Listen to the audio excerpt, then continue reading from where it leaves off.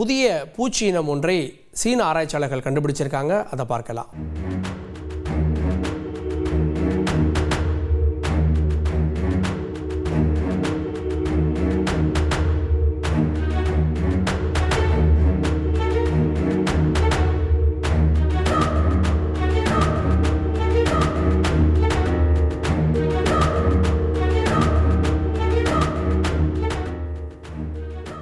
சீனாவில் இருக்கக்கூடிய குவாங்சோவில் இருக்கக்கூடிய சதுப்பு நிலப்பகுதி, இங்கே தான் இட்டோரியஸ் ஹைஜியன்சிஸ் அப்படின்ற புதிய பூச்சி இனத்தை சீன ஆராய்ச்சியாளர்கள் கண்டுபிடிச்சிருக்கதா சொல்லியிருக்காங்க.